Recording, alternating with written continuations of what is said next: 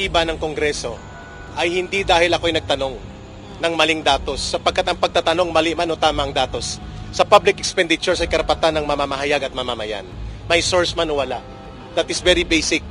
At ang katungkulan na nasa pamahalaan at mga may kapangyarihan ay dapat maging transparent at accountable, hindi para maging persecutor ng mamamayan. Pangalawa, I said sorry and I apologize for my disrespectful behavior sa pagsigaw ko ng kangaroo court sa kanila, sapagkat yun ay burst of emotion sa panahon na nagpapaliwanag kami, binubusalan kami.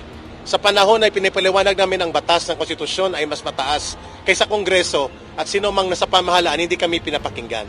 So para sa akin, I should be more professional in asserting my arguments, but in a situation kung saan nilulupig at binubusalan ka at kinagamitan ka ng weight ng kapangyarihan, ay hindi po pwedeng makontrol mo ang emosyon mo. Kaya doon ako naghingi ng sorry. But I did not retract, I will not retract ng sinasabi ko ngayon sa inyong harap na may source man o wala ang mamamahayag, may soto lo man o wala, ang dapat katungkulan ng Kongreso at ng lahat ng mamamayan, o lahat na nasa pamahalaan, including the President, including the lowest official of the land, is to be transparent and accountable to the people. So ang pagtatanong ko po sa 1.8 billion na hindi fake news, yun ay pagtatanong. Hindi po dapat tinatulan yon. Hindi po dapat kami kinulong, dapat sinagot ng maayos. Kasi ang totoo lang, may naiwan pang mahigit 2 billion pala. Nagkamali ako sa datos pero hindi ako nagkamali sa katotohanan. Mahigit 2 billion pa ang budget allocated for travel. At remaining is only 3 weeks. Anong gagawin nila sa 2 billion? Ikukulong ulit kami kapag nagtanong kami ulit? So may source o wala, accredited ka ng KBP o hindi, ang pagpapahayag at magiging mamamahayag ay tungkuling kilalanin ng gobyerno yan at estado. Yan ang counter-check sa power of the state and the government. Sir, sabi ni Congressman Tambunting, ni-reveal niyo lang po yung source ng That is his version. That is his story. Well, he stand by it. Ang aking sasabihin sa inyo, I will protect the source. Pero ni-reveal niyo nga po, sir, without the Story niya yon. I did not reveal any names. So sabi niya, may ni-reveal na names. We talk about it.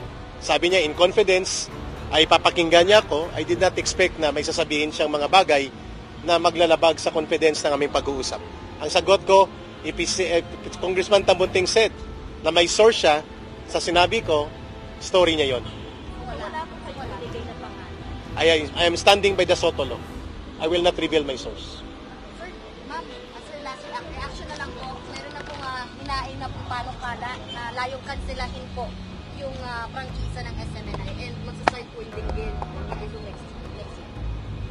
Cancellation, recognition po. I'm not privy kasi to the What's your details. reaction No? na lang? Syempre, it makes me sad because I work at the SMNI and I know that SMNI is really for nation building. No? And we're the only station that talks about a burning issue that other media companies don't even touch. And I'm talking about the CPP, NPA, NDF na ninanakaw ang mga anak natin. No? Libo, hindi na natin maibilang na ng tatlong nandyan ay nasa Kongreso. Si Franz Castro ng Alliance of Concerned Teachers, ang si Ardeen Brosas ng Gabriela at si Raul Manuel ng Kabataan. Nandyan sa loob ng Kongreso ang mga cuddlers ng mga komunistang terorista at mga top recruiters ng mga anak natin na kung saan ang mga anak natin ay nagkandamatay for over half a century. Diba? So dapat tagilan na natin yan. So this is why I really think that SMNI, if you close it down, no, I know who is behind it, and I know it is the CPP, NPA, NDF. And sadly, they have used Congress as their ally and as their cover to do this. No? Grabe. Oh yes, ayos siya. Nagugutom, matamlay, pero grabe yung suporta po ng mamamayan, including sa abroad, Filipino communities. Yeah. At 24 hours, 160 signatories ng mga PMA graduates. At terrible, still counting on.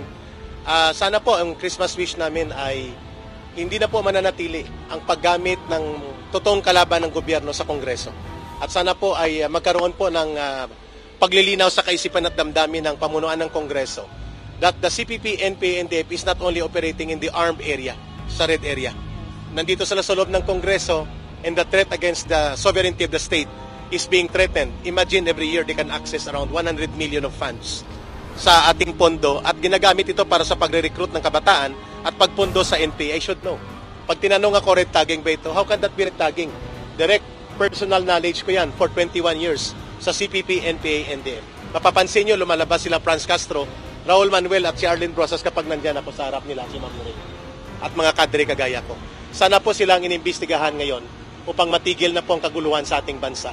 At magkaisa na po ang mga political leaders natin at maglaban sila sa eleksyon, hindi gamitin ang ating gobyerno para sa mga sabwatan sa totoong kalaban ng gobyerno. Kaya kami nanindigan na hindi kami titigil sa SMNI. At sa media, ganoon din dapat. Mga dating kadre last day nag-rally. Nagbanta sila pag hindi daw kayo i-release yung kanilang rally lalaki at posible na maabot sa Malacanang. Your thoughts on that? Actually, na-touch kami talaga kasi tuloy-tuloy na lumawak ang mga former cadre. Libo-libo kami nag-surrender.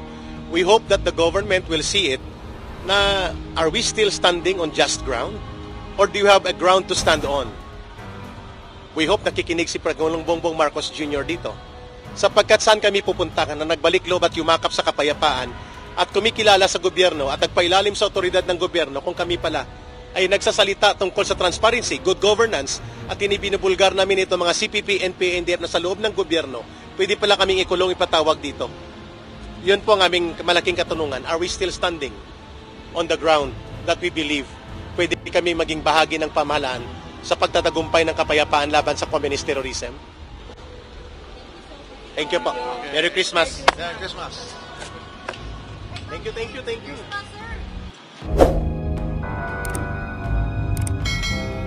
Ang stainless duyan ring ay isang uri ng pabilog na hawakan o suporta para sa anumang klaseng duyan na gawa sa stainless steel. Ito ay matibay, hindi kamakalawang, at madaling i-install. Ang stainless steel na ginagamit sa duyan ring ay karaniwang 3/16 o 1/4 size, stainless steel ang kapal, depende sa choice nyo.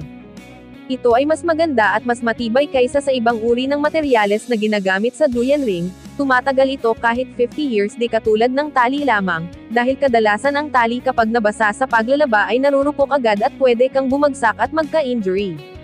Mahirap din ikabit ang tali ng duyan, madalas ay gagamitan mo pa ng isang matulis na bagay para matulak ang tali upang tumagos sa magkabilaan. Nalalapit na din ang Pasko, pwede mo din itong gawing pangregalo sa mga mahal sa buhay, at tiyak matutuwa sila at sa tuwing nakarelax sila sa kanilang duyan ay maalala ka nila. Meron din tayong 1-year warranty kapag nasira para nakakasiguradong matibay ang aming produkto. Mga kaibigan, ano pang hinihintay nyo? Mag-order na, we have cash on delivery and more discounts for bulk orders. Thank you.